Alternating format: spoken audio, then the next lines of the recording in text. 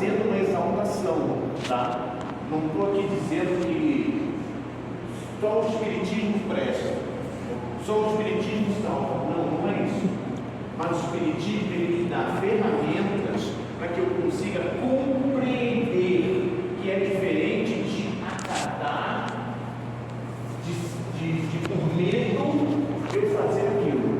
A doutrina espírita me ajuda a compreender, né? Fala da transformação moral enquanto processo milenar e do desenvolvimento do potencial na alma e o despertamento desse Deus interior que todos nós somos, né? Está em Salmos, capítulo 78, vós sois deuses, e Jesus repete isso, vós sois deuses. Então, cadê esse Deus interior que cada um de nós tem, né? E o Espiritismo vem trazer tudo aquilo que Jesus não conseguiu explicar por falta de conhecimento naquela época, né? Por conta das limitações intelectuais e morais daquele povo, eles não conseguiam compreender o que Jesus vem trazendo, né? E não é só a parábola, mas tudo que Jesus falou, né? Todo esse conteúdo.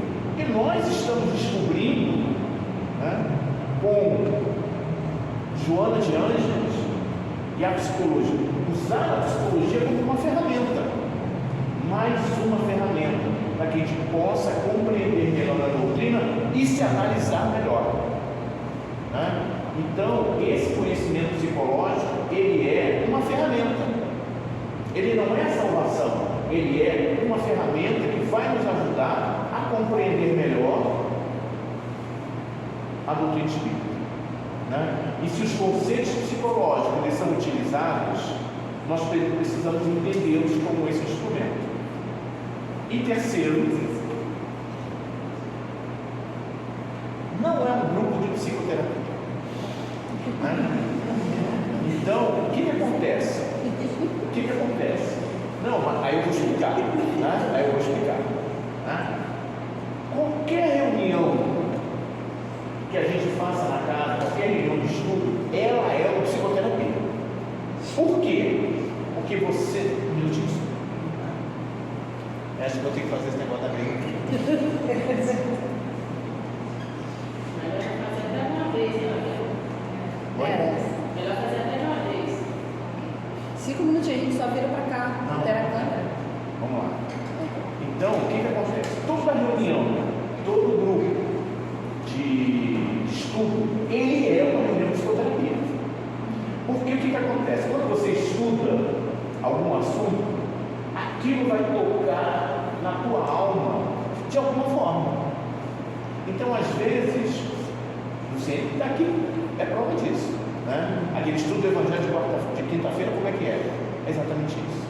Então, você fala de uma passagem, muitas vezes aberta aleatoriamente, e aí quando você pega aquilo ali, bate na ferida, aí a pessoa chora, a pessoa conta a sua vida, né? Então todo estudo ele é, né, um grupo de psicoterapia, né? Por quê? Porque existe ali o acolhimento. Então nós vamos acolher aquela pessoa, a gente não vai deixar ela chorando sozinha no tratamento. O que está acontecendo? E a gente vai acabar acolhendo, né? A gente ajuda a que aquela pessoa aceite as suas dores com mais consciência e resignação, né? E é importante compreender que todas as atividades da casa espírita precisam convergir para isso, para esse acolhimento, né? E cada um de nós aqui tem um dever de casa, né? Que é se conectar com o que está sendo estudado com a sua própria vida e fazendo essas ligações, né? Se a gente não conseguir olhar para dentro, não tem problema não, Vanessa. Se a gente não conseguir olhar para dentro, como é que a gente vai conseguir se transformar, né? O que vai acontecer? A gente estuda a doutrina, aí vai criar uma persona, a gente vai estudar o que é persona, a persona é uma máscara. A gente vai criar aquela persona do espírita perfeito, aquele que não tem defeito, né? Aquele que é um santo, aquele, não, meu irmão, não, minha irmã, né? vai se resolver. Só que a sua vida é uma bagunça. Mas você apresenta essa pessoa no espírito, né? Equilibrado e bem resolvido. E nós não somos assim. Nenhum de nós. Né? É claro que os conteúdos emocionais vão vir à tona. Né? E vamos lidar da melhor maneira possível.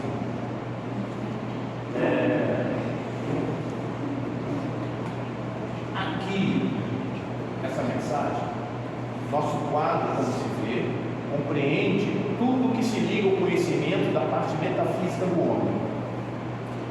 Metafísica significa além da matéria, tá? Passando da matéria, passando da natureza.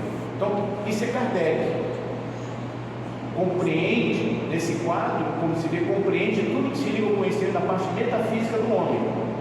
Estudá-la-emos em seu estado presente e seu estado futuro, porque estudar a natureza dos espíritos é estudar o homem, uma vez que ele vai fazer parte um dia do mundo dos espíritos. Por isso acrescentamos ao nosso título principal o de Jornal de Estudos Psicológicos, a fim de fazer compreender toda a sua importância. Kardec considerava que os fenômenos físicos tinham uma razão, e aquilo não importava. Por que a mesa de levitava? Por uma ação magnética, uma ação elétrica, não importa. Mas o que causava? E aí Kardec começa a perceber que são as pessoas que causam aqueles fenômenos. E aí ele vai estudar o psiquismo daquelas pessoas, né? E ele não quis fazer nenhum estudo físico. Por isso ele classifica o jornal, a revista espírita, como jornal de estudo psicológico, porque ele está estudando o indivíduo, a psique do indivíduo, né? E quando Joana escreve a série psicológica, ela resgata esse estudo que Kardec fazia, o estudo psicológico, né? Óbvio, hoje a gente tem uma qualificação maior, porque quando Kardec escreve, 1868, era o começo, a psicanálise ainda engatinhava, e Jung não tinha nem nascido. Então, toda a bagagem, todo esse, o Kardec começa, vamos dizer assim, entrando numa floresta que nunca foi explorada. E aí a gente tem que dar mais valor a todo o trabalho que ele fez. Quando a gente lê a revista espírita, eu me encanto a cada texto dele, porque são textos primorosos, né? E aí Freud começa o desenvolvimento em 1860, não estou lembrado. Jung começa depois no início do século XX, e Kardec começa em 1857. E para a gente ver a importância desse trabalho, uma das obras de Freud, que eu não vou lembrar o nome agora, ele fala, se o que está no livro dos Espíritos for verdade, é algo plausível, faz sentido, porque Freud era ateu. Então, quando ele escreve uma das suas obras, que se o pensamento do espírito estiver correto, não é nenhum absurdo. Então, ele, pela lógica, ele já dizia assim: opa, isso aqui pode ser verdade, né? Então, vamos começar a mudar, né? Vamos começar o nosso. E aí eu começo, por favor, não se assustem, não se assustem com essa.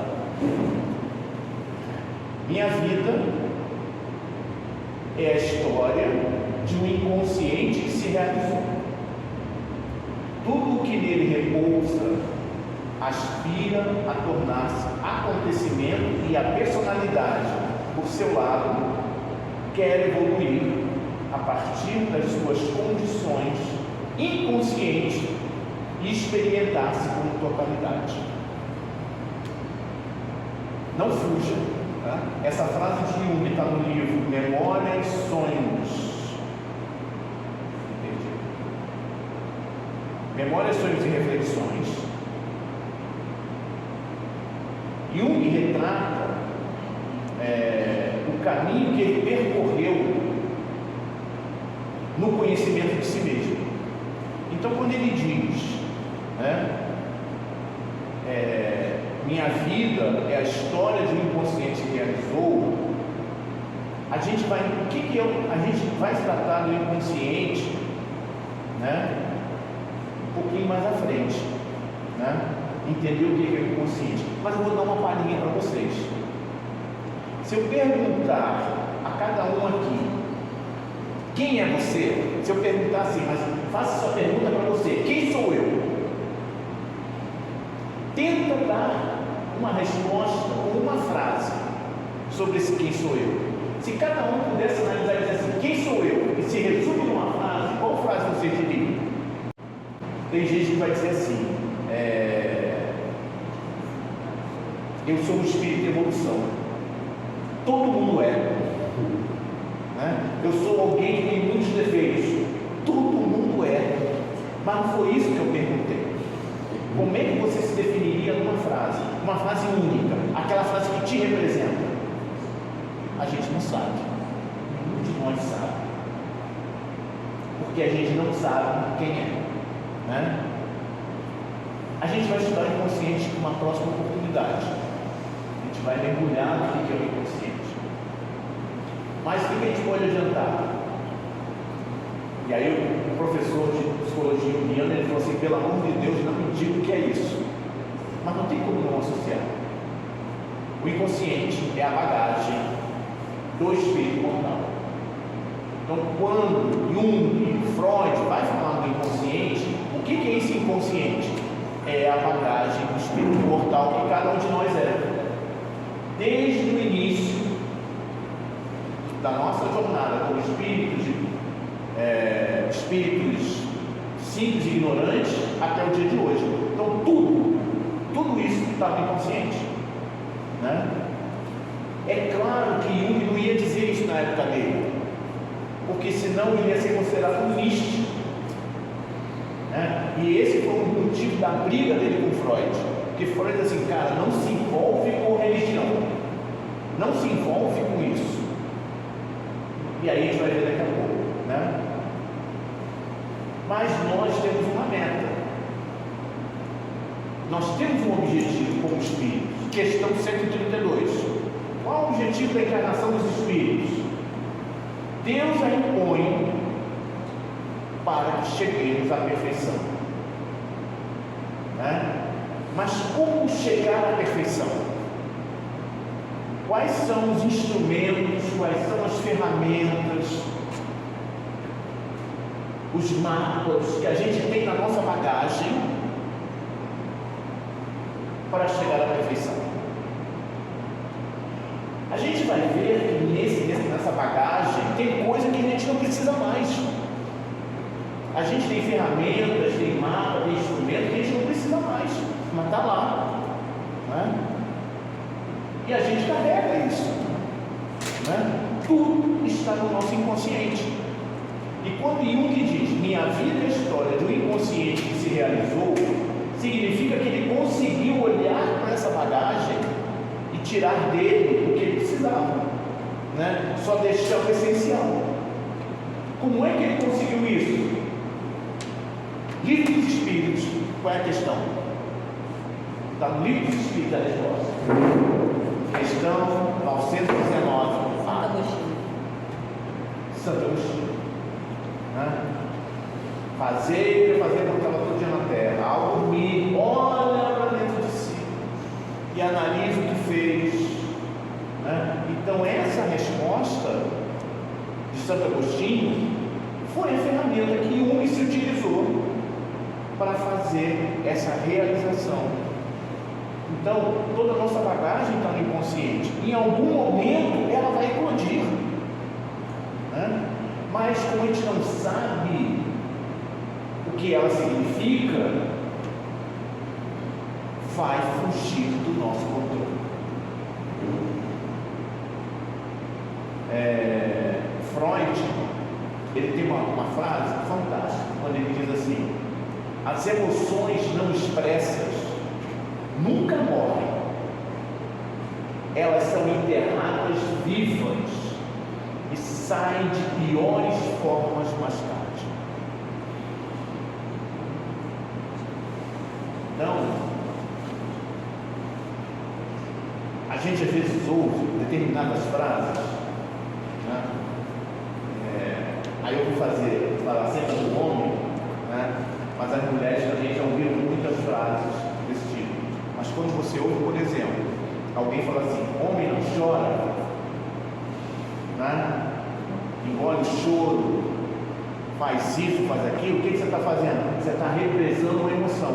Porque o choro, o grito, a manifestação é você colocar para fora uma dor que você está sentindo, é expressar essa dor de alguma forma. E aí muitas vezes a criança, quando o pai fala assim, fala para o menino: o homem não chora, ou fala para o filho: engole o choro, eu estou represando essa emoção. E essa emoção ela vai explodir mais à frente. Hoje em dia eu percebo que às vezes a gente, quando está sentindo alguma coisa, a gente pega o celular para se distrair. Aí eu fico pensando que isso é uma outra forma fuga. De engavetar aquilo. Exato. Quando você faz alguma coisa, então por que existe muita gente que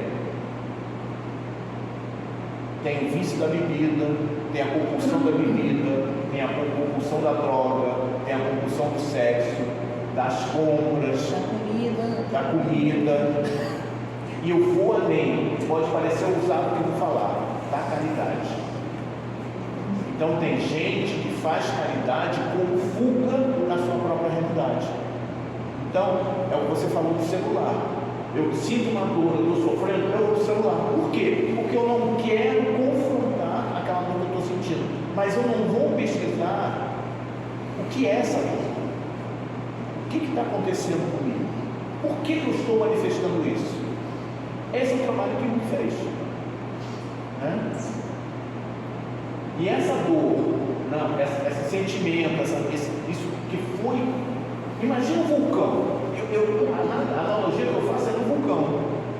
Né? Você pode tamponar um vulcão com uma super chapa de aço, tudo. Mas se ele for explodir, ele vai explodir, não importa o que tem em cima. Compare isso. Então, o que nós estamos propondo? Né? Então você está falando que eu tenho que explodir? Cuidado. Evangelho segundo o Espiritismo. Aí você vê que a psicologia está todo nesse livro. É isso que é mais fantástico. Evangelho segundo o Espiritismo, capítulo 9. Bem-aventurados os mansos e os pacíficos. Item 9, a cólera. O Espírito protetor diz assim: se nesses momentos pudesse ele observar-se sangue frio, ou teria medo de si próprio, ou se reconheceria ridículo. Não é assim? Né? Depois, quando ele explode, ele fala assim: Deus, o que eu fiz? Né? E aí o Espírito continua: imagine ele que impressão produzirá nos outros. Ao menos pelo respeito que deve a si mesmo, deveria esforçar-se por vencer o pendor que o torna objeto de piedade. Mas como é que eu vou me esforçar? O que eu preciso fazer para poder controlar? E aí Kardec vai falar, também no Evangelho segundo o Espiritismo, diz assim: conhece o verdadeiro Espírito pelo esforço que faz na sua transformação e para domar as suas más inclinações. Olha o que ele fala: domar. Então a raiva vai vir? Vai. O que eu faço com ela? Controlo. Não deixe que ela transborde. Mas não é segurar, né? Como a gente segura um espirro, segura alguma coisa, né? Não é isso. Mas conscientizar. Porque a partir do momento que eu conscientizo, por que eu estou com raiva? Essa é a pergunta. Por que me deu raiva? Por que eu me senti mal? Por que eu fiz isso? É o questionamento. Aí você está conversando com o teu consciente. E assim se começa. É difícil? Muita coisa. Muita coisa. Porque nós passamos a vida inteira habituados a fazer isso. A vida inteira nós fizemos isso. Então hoje nós estamos aprendendo, né, que que não é a melhor maneira, não é que está errado, mas não é a melhor maneira. Irmã Silvio é o primeiro capítulo do livro Reforma Íntima Sem Martírio. O que ela diz? Quando a gente estuda a doutrina espírita e começa a ver, nossa, isso aqui é errado, eu não sabia. Eu não sabia que isso era errado. Aí, o que você faz? Vou tentar não fazer. Só que a primeira vez que você vai fazer, você erra de novo. Aí você fica triste, se martiriza, eu não podia, porque agora já foi. Aí o que a irmã vai dizer? Não, meu amigo, quantos anos você passou fazendo errado? Você não vai acertar de primeira. Mas quando você toma consciência que fez, é vitória. Quando você toma consciência que errou, nossa, eu errei, vou me policiar mais. Mas de novo, isso não pode ser desculpa.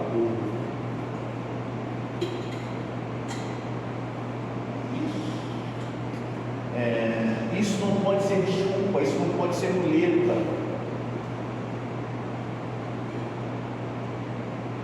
Quando examinamos o conceito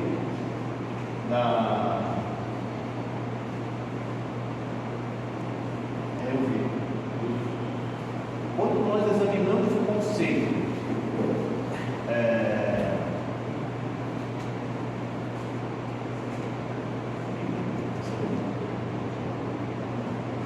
quando nós examinamos o conceito da psicologia sobre as 5 emoções básicas, que são medo, raiva, tristeza, alegria e afeto, que são pela psicologia as emoções básicas.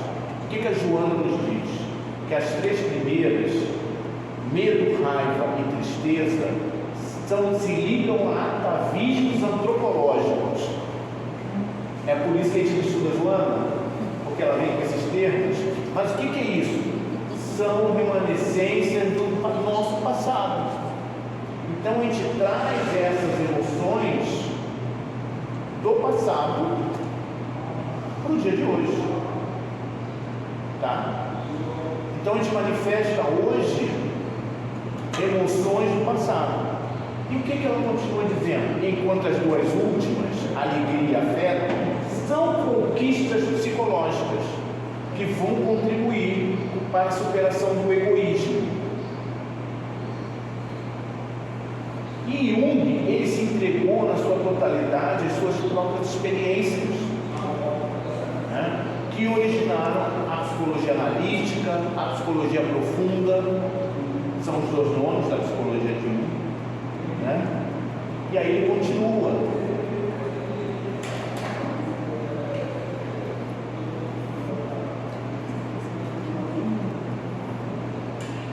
A fim de descrever esse desenvolvimento, tal como se processou em mim, não posso servir da linguagem científica, não posso me experimentar como um problema científico.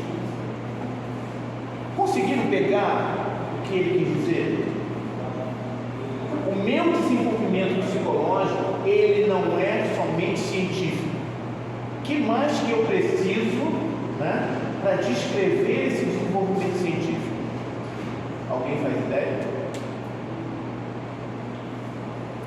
É a base da doutrina espírita: filosofia e religião.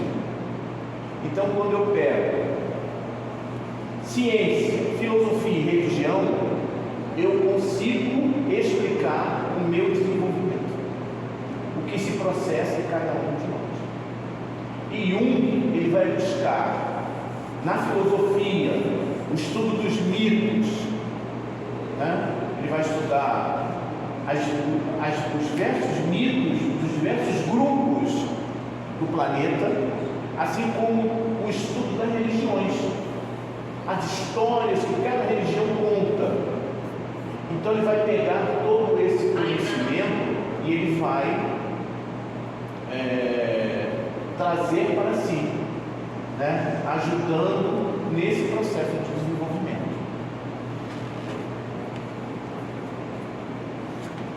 lá. Quem é Jung?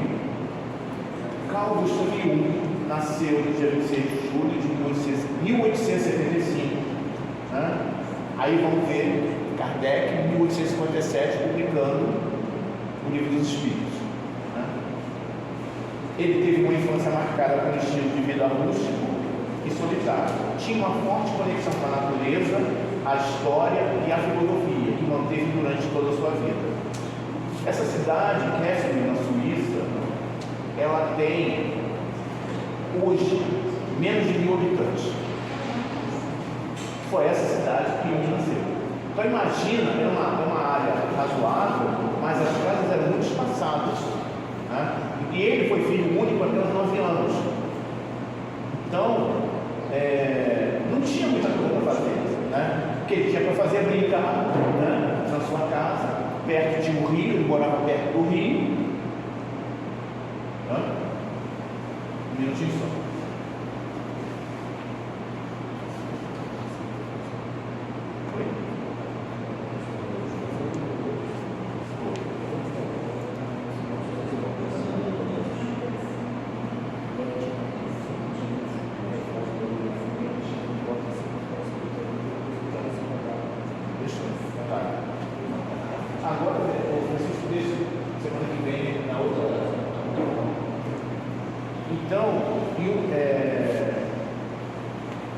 Então, o que era a vida dele? A vida dele era isso, era ficar em casa, brincar na área que ele tinha disponível, e tinha a biblioteca do pai, que a gente vai falar sobre ele. Né? E Jung tinha os pensamentos que uma criança de 6, 7 anos, a gente vai achar meio estranho. Então, uma vez, ele estava na casa dele sentado numa pedra, aí ele pensou assim: sou eu que estou sentado na pedra? A pedra sou eu? Sou eu? Ou é a pedra? Eu sou a pedra sou eu. Né? É como se ele tivesse ligado psíquica e energeticamente com a pedra. E eram esses pensamentos que vinham na cabeça desse menino. E essa simbologia, na verdade, o que acontece? Tudo isso são símbolos. Símbolos. Na verdade, e a gente entende isso. Né? Eu estava conversando com a última, né? Quando estava falando muito da questão do literal. Então, às vezes, o literal não tem muito essa compreensão. Né? Como é que eu posso ser a pedra se são duas coisas? Né? Mas ele tinha esses insights. Né? A vida de Jung mudou após um sonho que ele teve na infância. Ele sonhou que caía em um buraco escuro e chega aos aposentos de um palácio com tetos altos e tapetes vermelhos. Lá havia uma árvore de aparência humana, sinistra e obscura. Ele conseguiu ouvir a voz da sua mãe no fundo lhe dizendo: sim, olhe bem, isto é o devorador de homens. Louco, né? Só que esse sonho é totalmente simbólico. Né? É totalmente simbólico. Né? Quando eu falo simbólico, a gente vai pensar naqueles livrinhos que vem de banca de jornal, dizendo assim: decifre os seus sonhos. E aí, se você sonhar com abacate, é morte. Não. Esquece isso. Esquece. A interpretação de sonhos, ela é muito mais profunda do que isso. Freud, ele começa, ele desenvolve um capítulo, um livro, ele tem um livro, é o 4º livro dele, a interpretação dos sonhos. Esse livro, ele vai desenvolvendo toda a metodologia, ele vai explicando a questão, como é que a ciência trata os sonhos, e ele dá algumas dicas, ele dá alguma simbologia, né, sobre a questão do sonho, o que representa. Então, um objeto, quando você sonha com uma determinada circunstância, ela está ligada a um fato, uma coisa da tua vida. Nunca é algo externo, mas é sempre alguma coisa da tua vida. Porque como é que o inconsciente trabalha? Um pouquinho. Não vou me aprofundar muito. Mas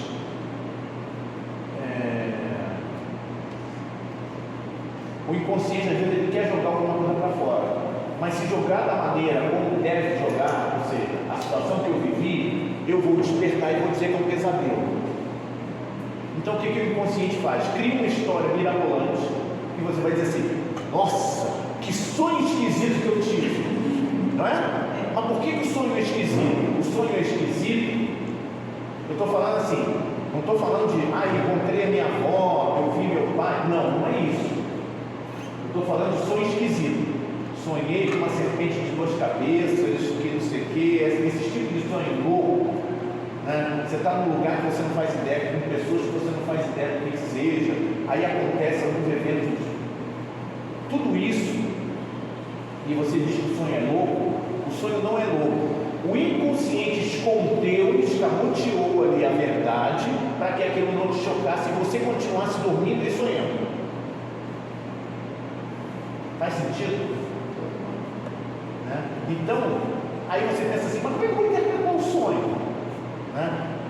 O sonho, geralmente, Freud vai desenvolver isso, né? Não é um estudo de interpretação de sonhos. Não, mas o que Freud vai dizer? Muita coisa que você sonha está ligada ao que você viveu, alguma coisa que te chamou a atenção, né? Então, ele conta relatos de sonhos que ele teve. Óbvio que não é só isso, né? Nós aprendemos na doutrina espírita que tem sonhos chamados espirituais, né? Que são sonhos que você tem a relação com o mundo espiritual. Você acaba tendo essa relação com o mundo espiritual. E a gente sabe disso, né? Quem viu Nosso Lar 2? Todo mundo viu ou não? Nosso Lar 2 tem uma cena que, assim, quando eu bati o olho naquela cena, eu assim, cara, olha que linda essa representação. É quando o amigo do personagem principal, ele é levado em desdobramento para Nosso Lar para ter uma conversa. Perceberam? O que vocês perceberam? Que tinha um facho de luz saindo da nuca, que é a ligação com o corpo físico. E a gente sempre fala, né, que o sono físico é uma segunda morte, né? Então nós morremos toda noite. O que acontece quando a gente reencarna? A gente esquece, tem o esquecimento. No sonho é a mesma coisa. Então a gente vai ter assim, as emoções que a gente viveu, a gente vai lembrar. Às vezes o conteúdo nem tanto. Minutinho só. Prometo que da próxima vez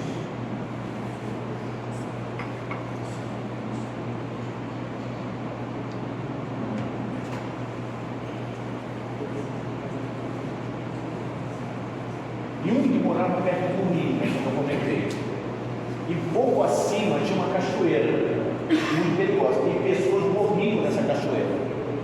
Então às vezes os corpos passavam boiando, né, perto. Aí Jung ouviu do pai e das pessoas ligadas ao pai dizendo assim: Jesus o levou, né? Eu sempre falo assim: Deus levou, Jesus levou. Aí o que Jung faz? Criança, o que ele faz? Ele vai associar Jesus ao devorador de homens. Percebe? Aí quando ele vai estudando, e é interessante que esse sonho ele não esquece. Tem 2 sonhos que ele não esquece. Só que ele não pode contar esse sonho para ninguém, porque ninguém ia entendê-lo. Ia dizer assim: ele está doente, tem algum problema de cabeça, né? Então esse sonho ele não conta. Mas quando ele cresce, ele começa a estudar, ele volta e vai interpretar esse sonho. Mas é interessante a analogia que ele fez. Ele foi com Jesus. Olha, se aquilo que eu vi é o devorador de homens, então Jesus é o devorador de homens.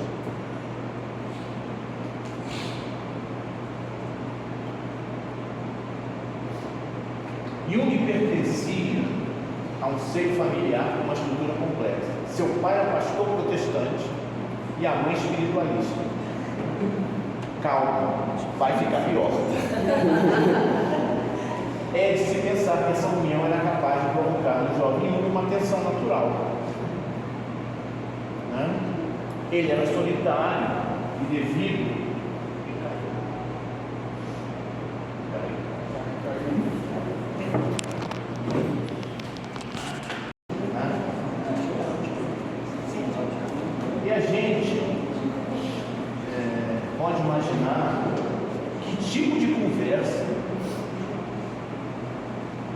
que tipo de conversa, né?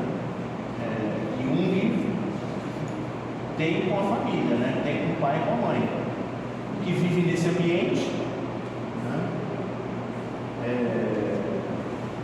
E é interessante que as discussões, tudo podia gerar uma pessoa, né? Alguém com traumas emocionais, né? Que a gente percebe esse conflito, uma criança sozinha, uma criança que não tem contato com o outro, que só vai ter um irmão aos 9 anos, né? Numa fazenda, os pais às vezes discutindo sobre questão de religião. Então, a gente pode entender que teria um problema, né?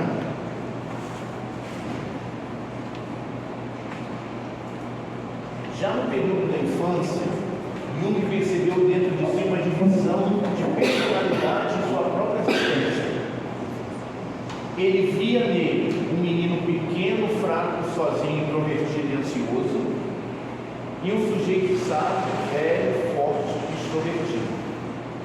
Essa história é muito interessante. Jung devia ter 12, 13 anos.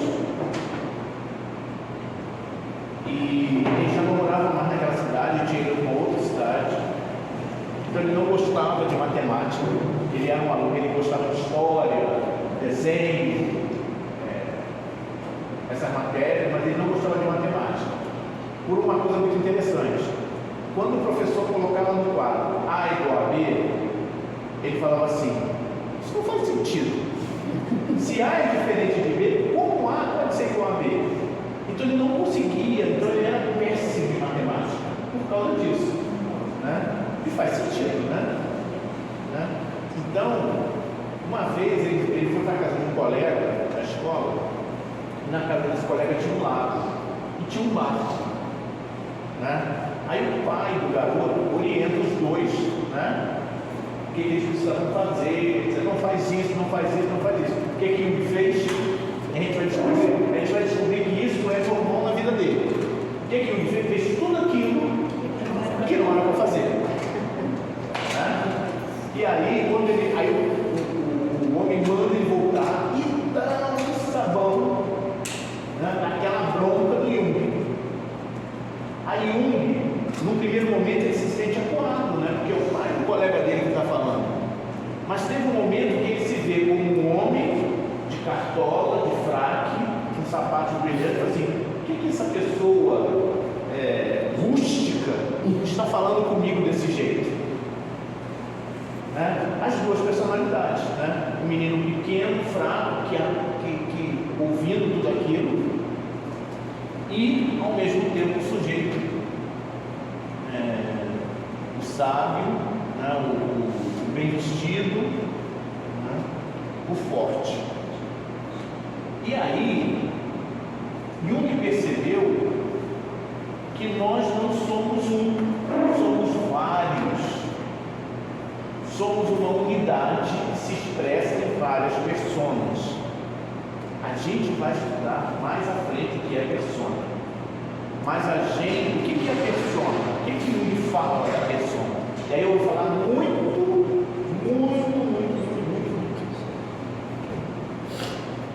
Algo que é normal na nossa vida. Nós estamos aqui dentro, nós somos espíritas. Então a nossa atitude é uma atitude de espíritas. Então, por exemplo, eu não gosto muito da Ana, né? Como diz o linguajar, né? Meu santo não bate dela. Mas eu chego dentro da casa espírita e falo assim: ô minha irmã, tudo bem? O que é isso? Eu não gosto dela, mas por que eu falo aqui dentro? Porque é minha persona. Quando eu estou em casa, eu sou o marido, eu sou o pai. Então eu tenho a persona do pai, do marido, do psicanalista, né? Do técnico. No ambiente que eu estiver, eu estou mostrando uma faceta. O persona, aí vem a questão de personalidade, né? A palavra personalidade. que é como eu me mostro. Persona é uma máscara, né? Que era utilizada no teatro, às vezes em alguns bailes, né? Então aquela era a sua persona, a sua expressão. E Jung vai dizer assim que nós temos várias pessoas. Então, por exemplo, eu não posso me mostrar como pai aqui nesse ambiente.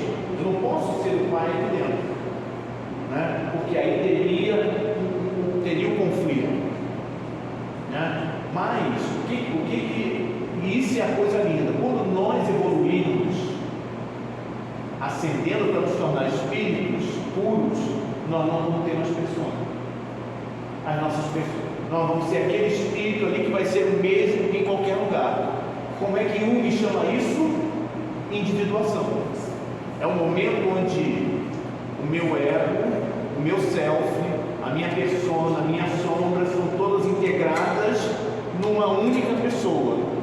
E Joana vai chamar isso de o homem integral. Então, o homem integral é esse homem que ele não tem que todas as personas, ele é um só. E a gente sabe que nessa encarnação a gente não vai conseguir isso, né? E é esse o grande alento da doutrina espírita. Mas é uma integral, por isso que várias reencarnações. Por isso que essa parada é integral.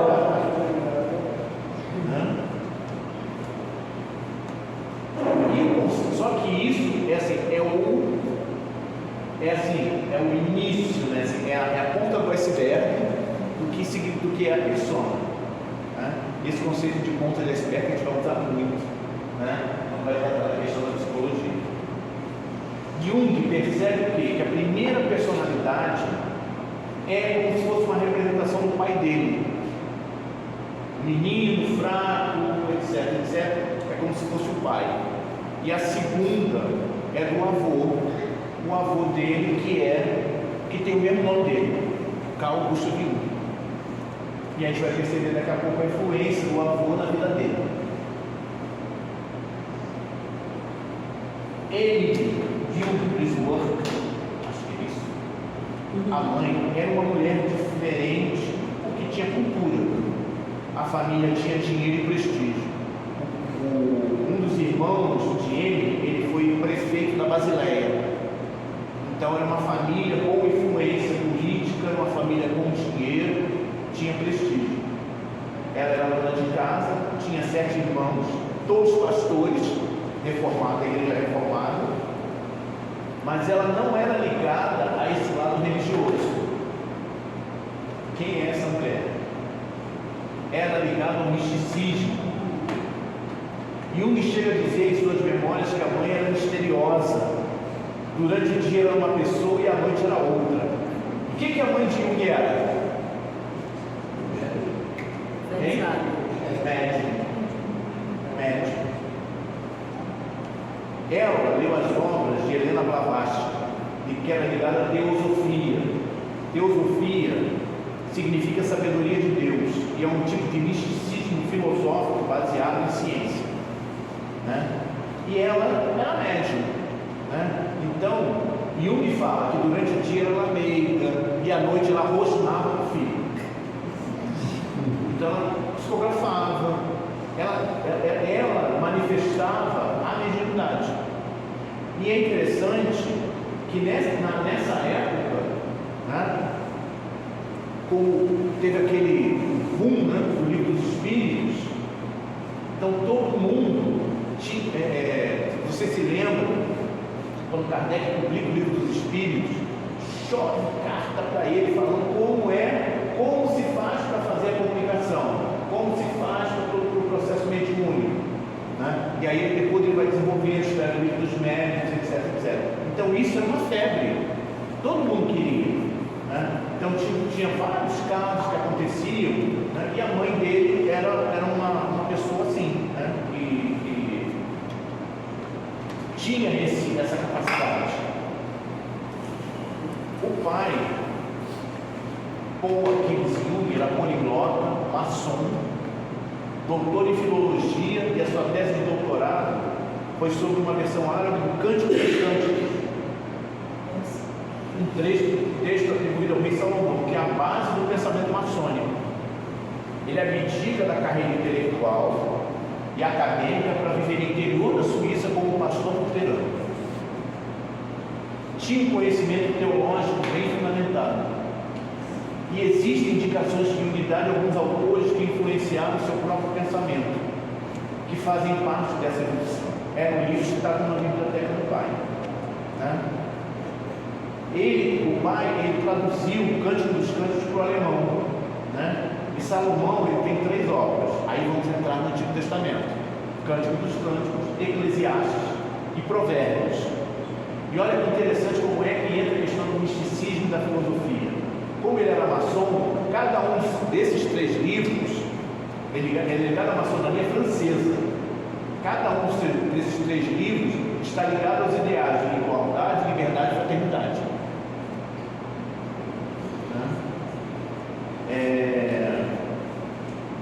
E entre os autores que inspiraram Jung, tem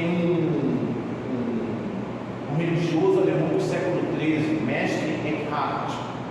Ele foi condenado pela igreja, se tornou herege, mas ele já tinha morrido, então não fez tanta diferença. Só que ele tinha um pensamento muito profundo para o cristianismo da época.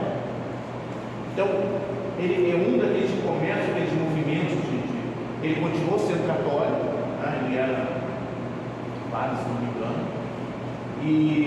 mas ele tinha um pensamento contrário ao pensamento da igreja da época. Por influência do pai, Jung começou a seguir a carreira eclesiástica, mas ele tinha alguma coisa com relação à religião. Ele tinha uma diferença da maneira como se via a religião. E aí o avô e o influência do avô, que era médico alemão de prestígio, ele optou por estudar medicina na Universidade da Basileia. Ele queria fazer arqueologia.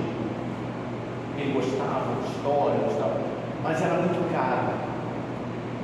Então a família não tinha condição, então ele vai estudar medicina. Ele acaba estudando medicina. E se interessa pelas questões da psiquiatria. Então, assim, porque chega um momento na faculdade de medicina que você escolhe qual ramo que você quer seguir. E ele falou assim: eu não sei o que eu quero seguir. Aí caiu na mão dele um livro de psiquiatria. Quando ele leu a introdução do livro, ele falou: é isso que eu quero. E aí passou a estudar, ele passou a estudar medicina e com ênfase na psiquiatria. Mas a gente vai ver antes disso. Ele faz o curso, ele começa em 1895 e vai até 1900. 1895 fica com 20 anos. Isso é muito importante. 20 anos. 20 anos ele entra na faculdade de medicina.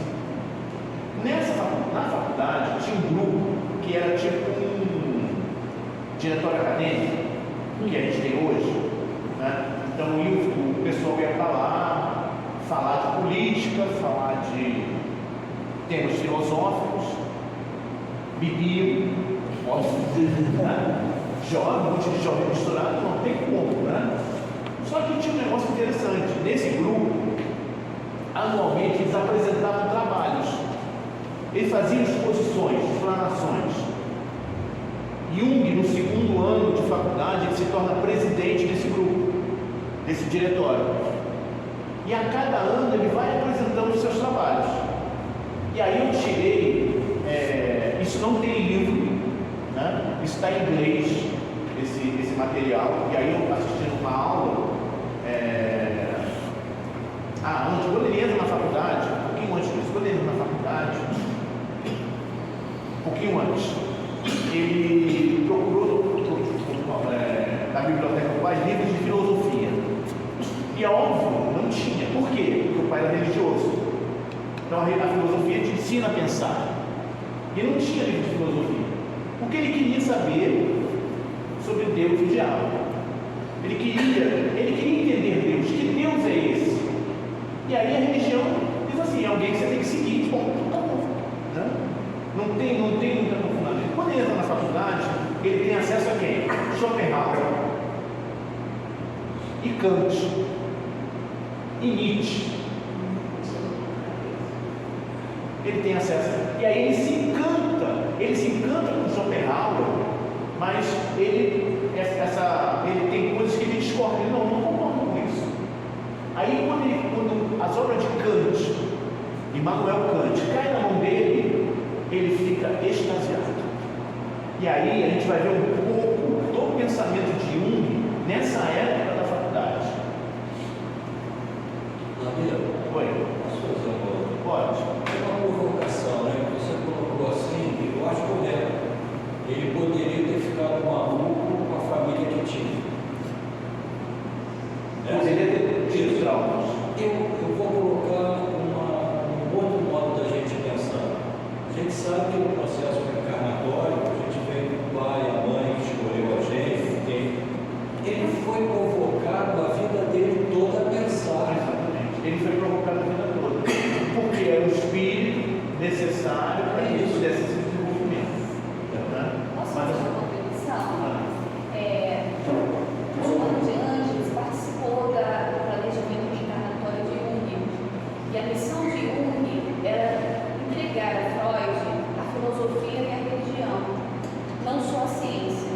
Houve uma falha aí, né? Porque Freud não aceitou. eles brigaram, eles brigaram. Então ele já tinha isso, como a Marcela está falando, ele já tinha essa missão, inconscientemente fazia parte do planejamento reencarnatório. Sabe por quê, Leandro? Que às vezes a gente, como espírita, não entende que nós estamos dentro de um processo evolutivo. E aí eu fico achando que tudo é o agora, mas a gente não vai para o processo. Marcelo estava comentando que para a gente ter ideia um pouco desse processo reencarnatório. A Fátima, Joana de Ângeles, já estava comentando que Joana participa do processo reencarnatório de Jung, né? Para que ele pudesse se integrar com Freud e aí fazer um desenvolvimento muito maior da psicologia nesse processo. Psicanálise da psicologia, né? Mas a gente vai ver mais à frente o que a maionese desandou. Então, é isso. Então, assim, para a gente entender toda a questão do progresso, como a gente lembra da doutrina espírita, né? Se Kardec não aceitasse essa missão, já tinham dois na fila esperando para assumirem esse processo. Né? Então, vamos lá. Então, um dos primeiros trabalhos de Jung, ele apresenta essa fala de Schopenhauer. Hoje em dia, aquele que duvida do fato do magnetismo animal e da clarividência que lhe confere, não deve ser chamado de cético, mas de ignorante. O que é o magnetismo animal? O mesmerismo que Kardec, ele quando vê aquele conteúdo, ele abraça, mesmo que a ciência toda ridicularizasse mesmo. Mas Kardec abraça e falou, aqui tem alguma coisa. Né? E Schopenhauer vai trazer esse conteúdo. Ou seja, quem duvida do magnetismo animal vai ser chamado de ignorante, porque ignorante no sentido de desconhecimento. Tá? Desconhecer esse processo. Aí ele vai trazer Kant. Kant diz assim, confesso que estou fortemente inclinado a afirmar a existência de naturezas imateriais no mundo e classificar a minha própria alma entre esses seres. O que é um ser natureza imaterial? O espírito. O que é imaterial que a gente não conhece? O espírito. Então, é isso. Por isso Jung se apaixona por Kant. Porque ele vai trazer esses conceitos. Kant vai falar de Deus, vai falar da questão da existência humana, e ele vai trazer essas ideias. Né? E aí vem Jung. E o texto agora é de Jung. Se pesarmos o corpo morto, ele tece exatamente a mesma coisa de quando estava vivo. O organismo inteiro está ali, completo, pronto para viver, e ainda assim está morto. E não conhecemos nenhuma arte para fazê-lo viver novamente. Fala. Chegou a maré. Isso era na época, por isso que ele fala essa coisa. Hoje nós temos balanças milimétricas. E você consegue ver a diferença. Então, assim, o corpo vivo, ele tem um peso um pouco maior. Do que um peso. Quando morre, e aí é constatada a morte, ele fica. Mas é assim, 0,001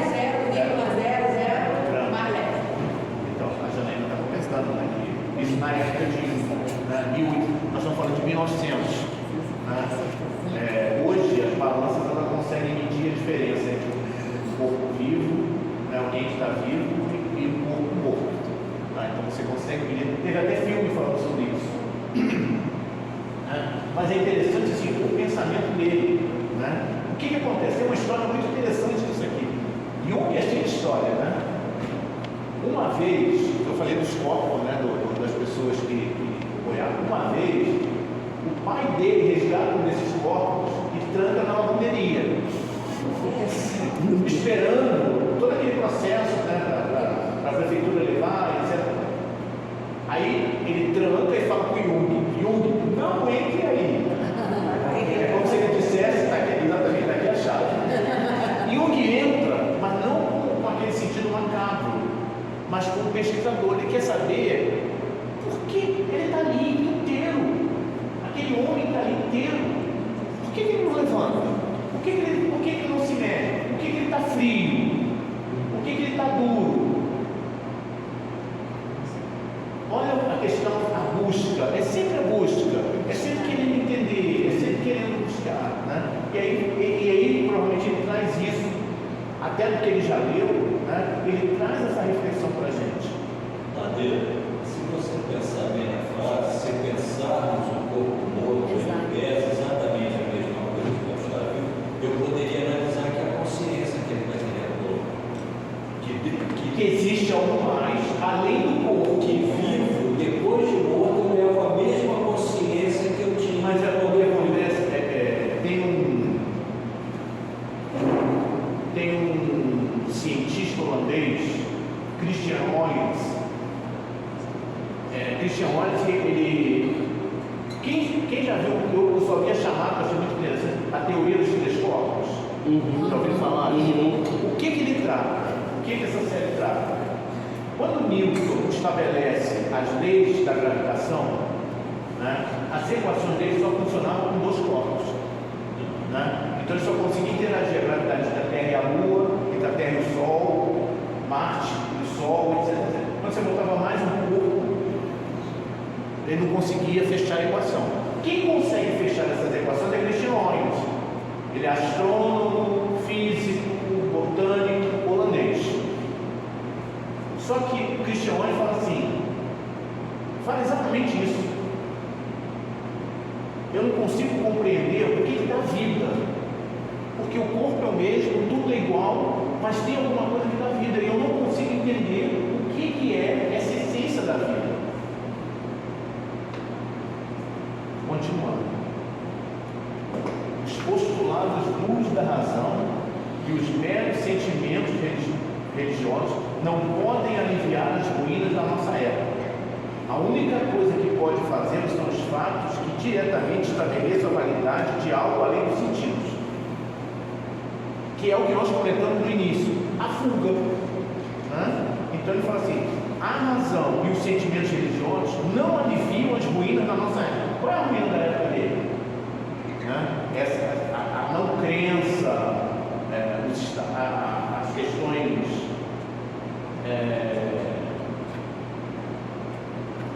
muito ligadas à matéria. Às vezes a pessoa não tem o conhecimento da matéria, ele se perde, se deixa levar, suicida. Faltava a metafísica. Faltava a metafísica, né? A única coisa que pode fazer são os fatos que estabelecem a validade de algo além do sentido, ou seja, precisa existir alguma coisa além. A questão da injustiça e da impotência para explicar determinados fatos. Né? Então, assim, o que acontece tal coisa? Não tem explicação. Né? Se você olhar pela razão, pela matéria, não tem explicação. Isso aqui é lindo demais. O homem vive nos limites de dois mundos. Ele dá um passo adiante da escuridão do ser metafísico, lança-se como um meteoro incandescente através do mundo fenomenal, então se conduz novamente a perseguir seu curso do infinito. A gente vê aqui a influência de Platão. Platão, ele falava assim, do mundo, o mundo real e o mundo da imagem, né? O mundo não é imaginário. o mundo das formas e o mundo das ideias. Se você perguntasse para um grego da época de Sócrates e Platão qual é o verdadeiro mundo, o que ele ia dizer? Que é o mundo das ideias. Se você chegar para uma pessoa na rua e perguntar qual é o verdadeiro mundo, é o mundo da matéria ou o mundo dos espíritos? Ele vai dizer da matéria. E aí a gente vê que para o homem moderno as coisas têm que ser palpáveis. E para os antigos, né, para Platão, nada no mundo real é permanente. Então eu vi uma palestra de uma professora, ela falou assim: imagina esse passador de slides, né? Há 10 anos atrás ele não existia, e daqui a 10 anos provavelmente não vai existir. E Emmanuel tem uma frase, numa dos seus textos, ele diz assim: o que os olhos da carne veem, ou está morto ou vai morrer um dia. Os vermes vão comer. Os vermes vão comer. Então ele fala isso. O que a gente está vendo está morto ou vai morrer. Então o mundo da matéria é um mundo de ilusão. Nós vivemos num mundo de ilusão. Por que os espíritos dizem que a encarnação é uma missão? Não é a verdadeira vida, é uma missão. Porque tem um prazo. A missão ela tem um limite de tempo. Né? Que aí eu retorno para a verdadeira vida.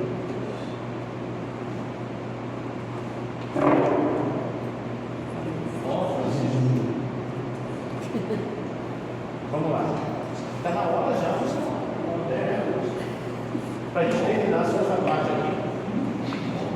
O homem moderno transfere a responsabilidade pela criação da felicidade individual dele para o Estado, isto é, para as relações reguladas legalmente entre ele e seus companheiros.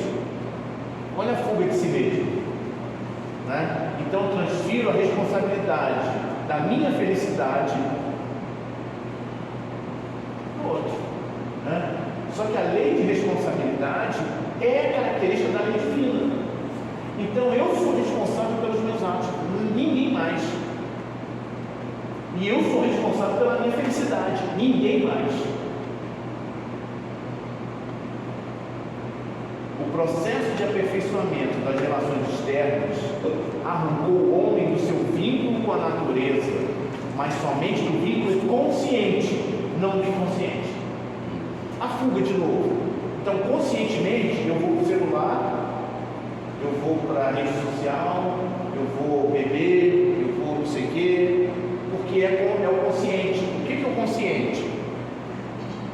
Né? O consciente é o agora, é esse momento, é o trocar de carro, comprar uma casa, é a satisfação pessoal, isolando cada vez mais o inconsciente. Então a pessoa compra uma casa achando que vai ser feliz, aí quando acabou de comprar a casa, aquela felicidade acabou.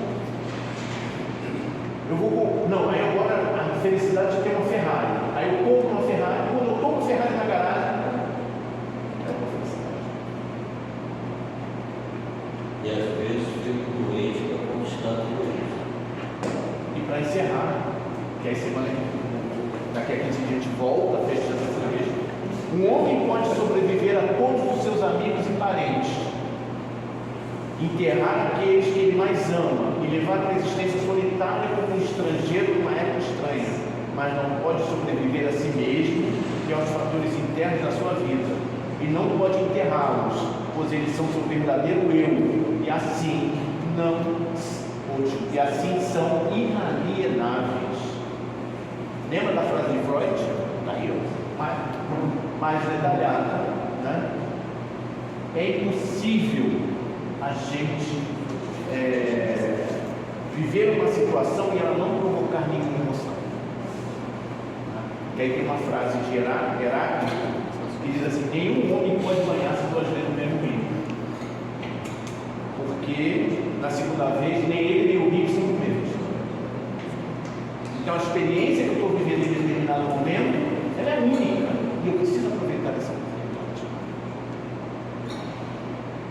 Vamos parar por aqui, né? Eu estou ferrado lá com vocês porque eu não consegui dar isso aqui numa hora.